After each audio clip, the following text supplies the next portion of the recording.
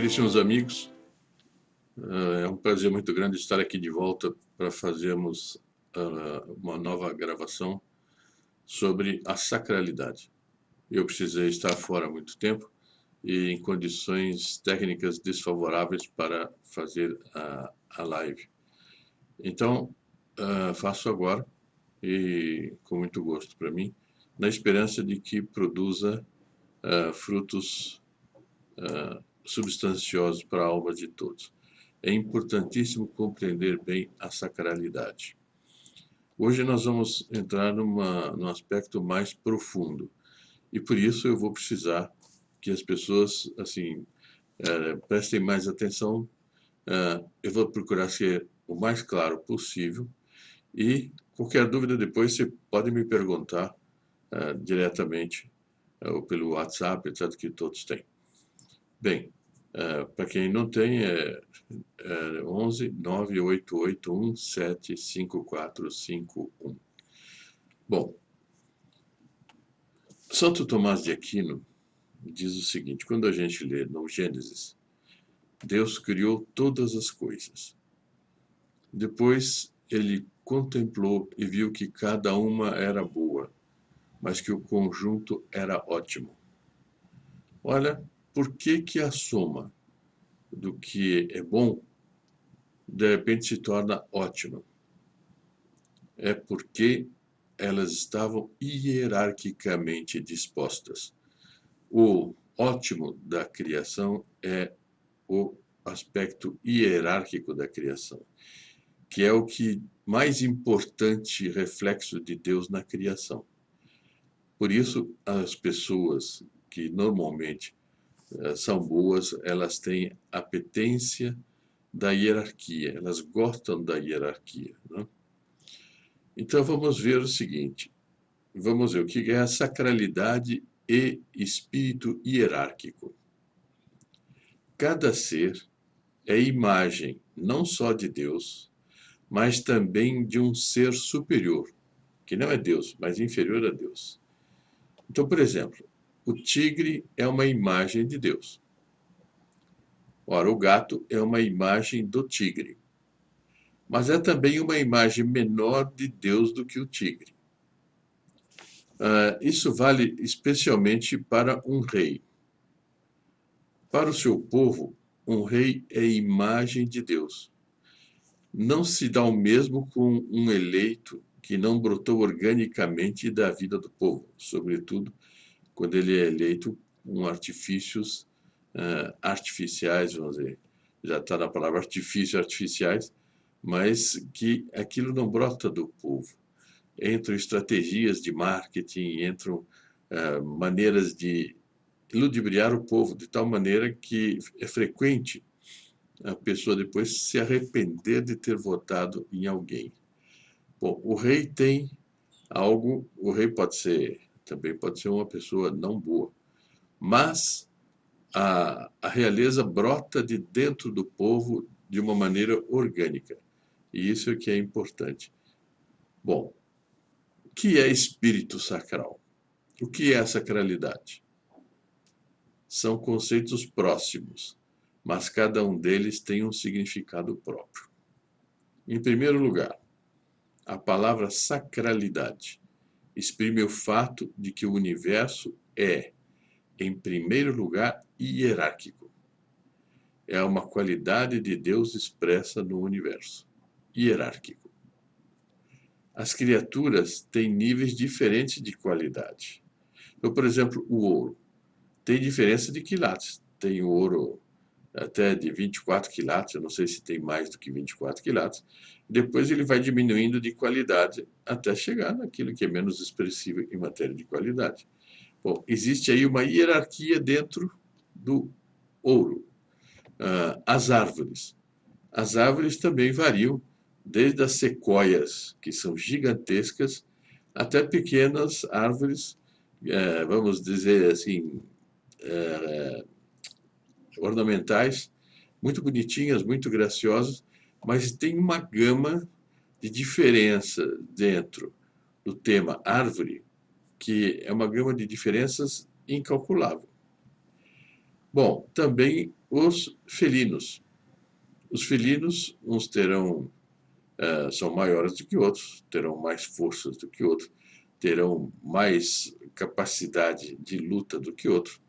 Outros podem ser, como são menores, poderão ser mais ágeis, poderão ser mais assim difíceis de serem pegos e tudo. Ou seja, há diferenças nos felinos. Né? Pegue, por exemplo, o leão não é muito afeito à fuga. O leão tem um por onde ele enfrenta normalmente os que o atacam. Mas pega o gato, por exemplo, já é muito esperto para fugir. É um outro felino. O guepardo é muito esperto para fugir, né? Embora eles caçem também. Ou seja, há uma diferença enorme dentro dos felinos.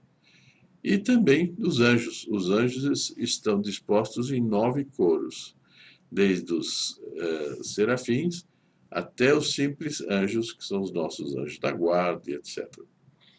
Bom, então mais uma diferença dentro da mesma categoria.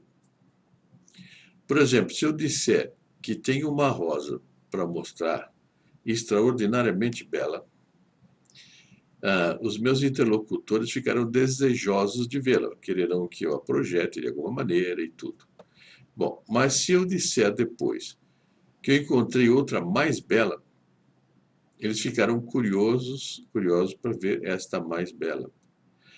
E o desejo de vê-la será ainda mais forte. Né? Por outro lado, se disser depois que encontrei outra ainda mais bela, o desejo de vê-la será ainda maior. Bom, e assim com uma quarta rosa, quinta rosa, sexta rosa, até eu disser que encontrei uma rosa que supera todas em beleza e não é superada e igualada por nenhuma outra, todos ficarão muito interessados em conhecer esta rosa. Pois bem, e quererão vê-la, quererão assim, tomar conhecimento dela. Isso é natural nas pessoas normais, nas pessoas que estão com a cabeça em ordem, que estão com vamos dizer, os tementes a Deus. Ora, esta sede do mais belo reflete um espírito hierárquico. O gostar de ver cada vez um mais belo reflete um espírito hierárquico, porque aceita que haja uma beleza superior a outra, uma qualidade superior a outra. No mesmo aí estamos no mesmo gênero, na mesma. Agora, mas o universo tem também uma outra coisa, é que os próprios seres estão, estão dispostos também numa ordem hierárquica. Então, existem categorias, qualidades de ser que são do próprio ser e que são diferentes de outras. Então, por exemplo, tudo quanto existe no universo compõe uma hierarquia. Então, vamos ver, por exemplo, Deus uno e trino está acima de tudo. Nosso Senhor Jesus Cristo, enquanto homem-Deus, ele vem logo abaixo da Santíssima Trindade. Já é uma hierarquia, porque ele tem a natureza humana, que não é divina, somada à natureza dele. Pois Nossa Senhora, que é só humana, vem abaixo. Depois os anjos vêm abaixo de Nossa Senhora. Os santos que estão no céu, que formam, junto com os anjos, a igreja triunfante, vem abaixo. Depois a igreja padecente, que são os que estão no purgatório, vem abaixo. Depois a igreja militante, que é a desta terra, que está em luta, vem mais abaixo. Depois tem os seres materiais, que não tem alma, que não tem espírito, também mais abaixo. E tem o inferno. O inferno, apesar de ter gente, anjos e pessoas, o inferno, como ele é o execrado de Deus, é o lixo onde Deus joga toda a escória que o odeia, então está mais abaixo de tudo. Bom, então aí tem um desnível de reinos, um desnível de, de qualidade. Bom, em segundo lugar, a ordem do ser é insondavelmente desigual entre as criaturas. E, veja, insondavelmente desigual entre as criaturas. E infinitamente desigual das criaturas para Deus. Pega numa floresta como na Amazônia, não existem duas folhas idênticas. Não é só na Amazônia, na Terra inteira. Ninguém consegue duas folhas idênticas.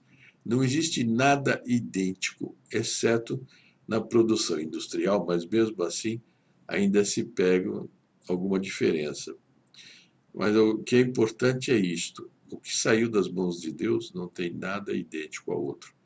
Inclusive a tentativa de fazer clonagem de ovelhas, clonagem ah, mesmo de vegetais, já ouvi dizer que se faz, mas que parece que esconde uma intenção de chegar a clonar o gênero humano para fazer pessoas idênticas e não diferentes. Bom, em terceiro lugar, o ser mais alto a um ou outro título é sempre causa, modelo, mestre e regente do mais baixo. Isso aqui deixa os socialistas, os igualitários, furibundos, porque eles detestam a ordem hierárquica. Mas se a ordem hierárquica não é só a disposição de níveis diferentes de seres iguais, ela é uma disposição também de níveis diferentes de seres diferentes. De tal maneira que o que está acima, o mais alto, a um ou outro título, é sempre causa, modelo, mestre e regente do mais baixo. Digo a um ou outro título, é o Dr. Plínio que diz, porque, por exemplo, o rei é causa, modelo, mestre e regente em relação ao seu povo. Mas não há título em que Deus o é. Quer dizer, o rei, ele é um mestre, modelo, mas é no sentido da administração do povo, da condução do povo, mas ele não é uma miniatura, vamos dizer, que exerce como se fosse um pequeno Deus. Não, não é isto. As qualidades dele são próprias de reis, que Deus também tem. Então, veja, por exemplo, Carlos Magno. Carlos Magno, ele tinha isso, ele era tido por os cavaleiros dele, os 12 pares, que eram os mais próximos dele, depois vinham os outros, etc. Ele tinha uma posição em que ele era sempre causa, modelo, mestre e regente do mais baixo. Quarto lugar, portanto, tudo se reporta a Deus, que é infinitamente nobre, sublime e elevado. Então, a ordem do universo é hierárquica, os seres são dispostos hierarquicamente e tudo que existe reporta a Deus. Pegue, por exemplo, o Mont Saint-Michel. É um monte, é uma ilhazinha que existe aí, creio que na Bretanha, na Normandia, já não me lembro. E lá ele tem um formato, ele tem algo que fala muito de Deus. Ele aponta para o céu. Ali apareceu São Miguel. Ele aponta para o céu, o Mont Saint-Michel, e ele tem uma proporção. Tem aquela agulha magnífica em cima dele, que é o próprio São Miguel. Ele fala de Deus enormemente. Quinto lugar, essa escala que, diz Dr. Plínio, acabo de apresentar aqui, não é aberta, mas fechada, no sentido que o mais elevado tem relação com o mais baixo. O mais alto, que é Deus, toca no ínfimo. Quer dizer, toda essa ordem hierárquica, ela tem Deus no topo e vai até o menorzinho. E em tudo Deus está presente nesta ordem. É a maneira de ser de Deus, né? Deus e as ordens superiores estão, a um ou outro título, presentes nas ordens inferiores. E no que estas ordens têm de mais íntimo e de mais interno, registrem com ternura, com carinho. Tem esse aspecto também. Então, pegue, por exemplo, no Evangelho, quando o Nosso Senhor diz: olhai os lírios do campo, não vestem nem fiam, né? Ele está dizendo aquilo com ternura e com carinho. Ele não está dizendo assim com uma frieza e com, não, é com ternura e com carinho. Em certo sentido, pode-se falar da presença de Deus com ternura, com carinho, até no grão de poeira. Que Deus ama aquilo. Aquilo é dele. Ele tem um afeto por aquilo. E é como o ser humano, mais ainda, que ele redimiu. Bom, assim se fecha a ordem. Não é uma ordem estraçalhada e descontínua, como são os igualitários, que o único jeito de ter um igualitarismo é com base na ditadura. E mesmo assim eles não conseguem. Estes 5 pontos resumem a sacralidade da ordem do ser. Quem compreendeu bem isso tem já elemento fortíssimo para, como se diz, para compreender em profundidade as coisas da vida. Porque eu estou inserido numa ordem hierárquica. Eu pertenço a uma ordem hierárquica. Eu faço parte de uma hierarquia. Não adianta eu querer ser mais do que eu sou. Eu não devo me permitir cair para ser menos do que eu sou. Então, nós fazemos parte de uma ordem hierárquica. Agora, dentro da ordem hierárquica, existe uma outra categoria, que é o sacro. Então, vocês já ouviram falar quando os cardeais que elegem o Papa, o Sacro Colégio, Sacro Império Romano Alemão, e daí para fora. É o que está, o que é o sacro? É o que está absolutamente acima de outra coisa. Quer dizer, ele é o topo de uma determinada ordem de ser. Esse é o sacro. Então, Deus é o sacro, sobretudo, né? Deus e as criaturas. O Papa e os fiéis, o imperador e os súditos, né? Daí para fora. Espírito sacral, agora, é a mentalidade de quem conhece e aceita esta concepção de sacro e faz desse conceito um valor supremo. Quer dizer, existem aquelas coisas que são o ponto supremo das coisas da Terra, da existência. E também Deus que está no topo de tudo. Então, esses picos enormes são os picos de uma grande cordilheira. Então, o papado, o imperador e etc, etc. Né? Se eu aceito isto, na minha alma eu vejo as coisas com outro prisma. Então, o sacro está no âmago, no centro da noção de religiosidade, que é a fina ponta do espírito metafísico. Quer dizer, o espírito metafísico é aquele que está acima do físico, metafísico. Mas o sacro, ele arremete para Deus, arremete para o supremo, arremete para o mais alto. Então, isto é o espírito sacral. Querem ver? Imagine que alguém pergunte a outro como é que está ordenada a sua cabeça. Então, tem gente que nem sabe, nem nunca pensou que existe uma ordenação da cabeça. E a cabeça está como um conjunto de esses lugares onde joga entulho, assim, a cabeça da pessoa. Não, como é que a nossa cabeça está ordenada? Né? De acordo com o credo.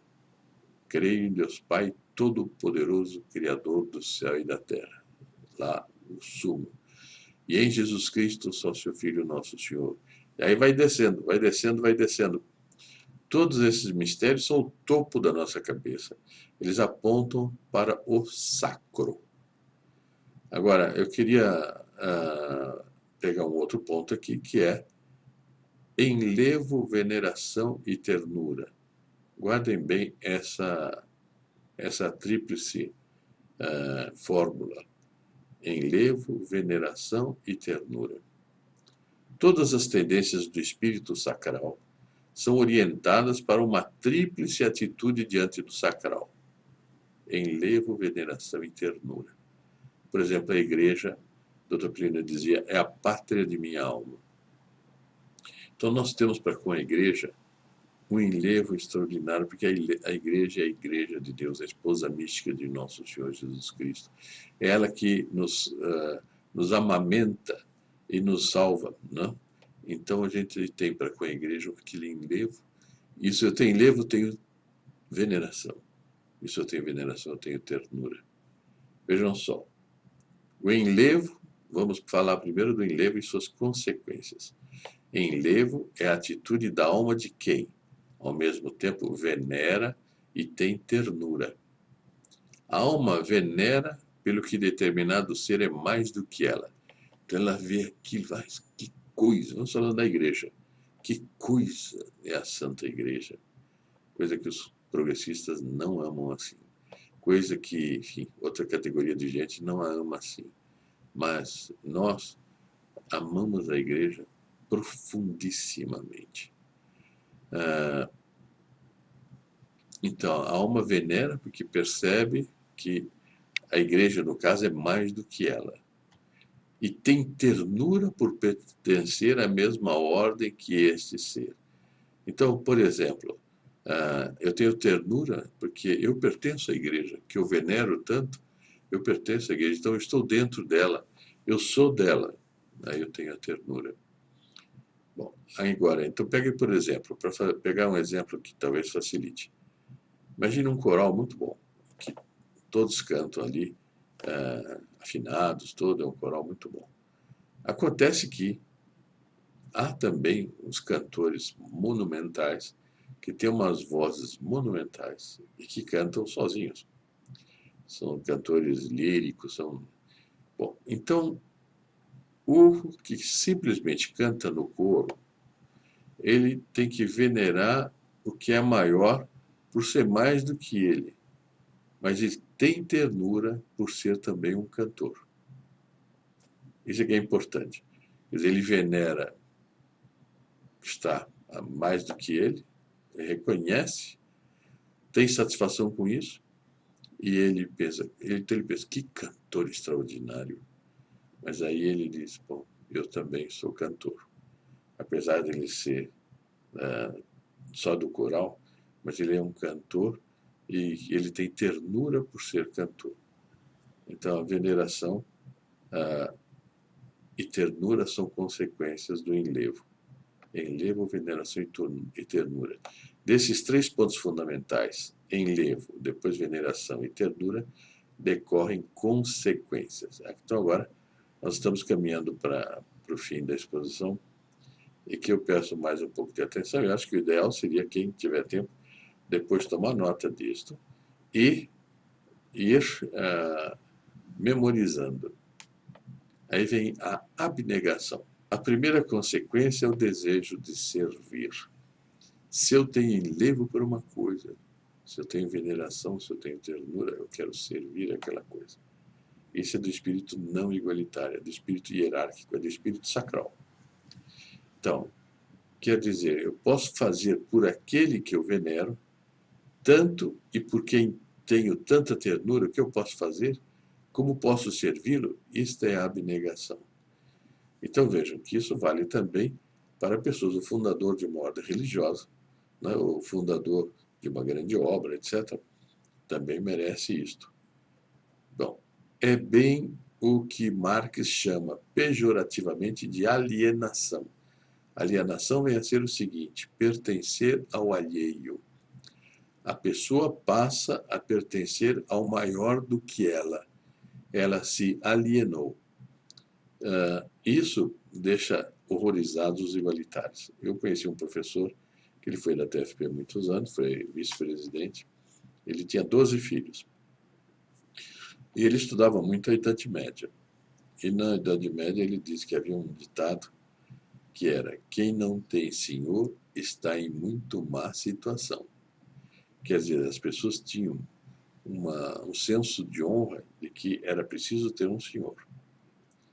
Bem, da abnegação, então, decorrem três posições correlatas menores, que são o serviço, a obediência e o holocausto. Aqui está claro a questão da obediência. Então, do enlevo tem veneração e ternura. Da abnegação vem o serviço, a obediência e o holocausto. O serviço. O que é serviço? É o desejo de fazer o que for bom para aquele pelo qual se tem enlevo, veneração e ternura. Obediência. A obediência é uma outra forma de abnegação que consiste no seguinte: já que aquele que eu venero é quem é, não quero senão o que ele quer.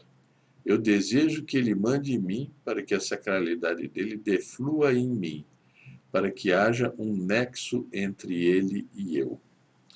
Portanto, a posição tendente ao protestantismo e ao espírito de luta de classe, teologia da libertação, são bem o contrário do que estou dizendo aqui, diz o Dr. Plínio.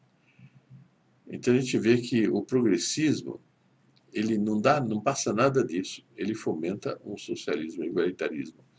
Ele, por exemplo, não explica que quando eu obedeço a um superior, algo do superior passa para mim, evidentemente, de maneira de ser. Não nada de físico, não, mas de maneira de ser, de espírito. Por que eu quero fazer a sua vontade, desse que eu admiro, que eu venero? Notem bem, não é porque me humilho com isso. Não é por isso, para me humilhar, não. É porque assim tenho parte com ele. Quer dizer, quando eu aceito fazer a vontade dele, eu passo a ter parte com ele. Algo daquele a quem venero entra em mim e se comunica a mim pela obediência. Isso é muito importante. Isso serve também para os filhos obedientes, para as filhas obedientes e daí para fora. Holocausto. Vem depois o holocausto. É uma forma de amor de Deus. Porque, claro, é preciso colocar a Deus na ponta de tudo. Se não colocar Deus na ponta de tudo, está tudo estragado, está tudo errado. A sacralidade é uma união em direção a Deus. É uma forma de martírio. Que sentido martírio? Que a pessoa se imola. Não que ela vai sofrer as dores do martírio, mas no sentido de que ela se imola. Este tema toca as almas. Por exemplo, o que São José tinha de maior dentro de si era uma alma santíssima, cheia de enlevo, veneração e ternura. Esse é um sentido para a nossa devoção a São José, para vermos como ele está explicado nessa fórmula. Veneração pelo menino e por Nossa Senhora. Enlevo, nem dizer. Então, enlevo, na ordem certa, enlevo, veneração, ternura, então, propriamente era ali. Caros amigos, hoje ficamos por aqui. Espero ter conseguido comunicar aquilo que é a minha intenção. Qualquer dúvida, estou à disposição. Até a próxima.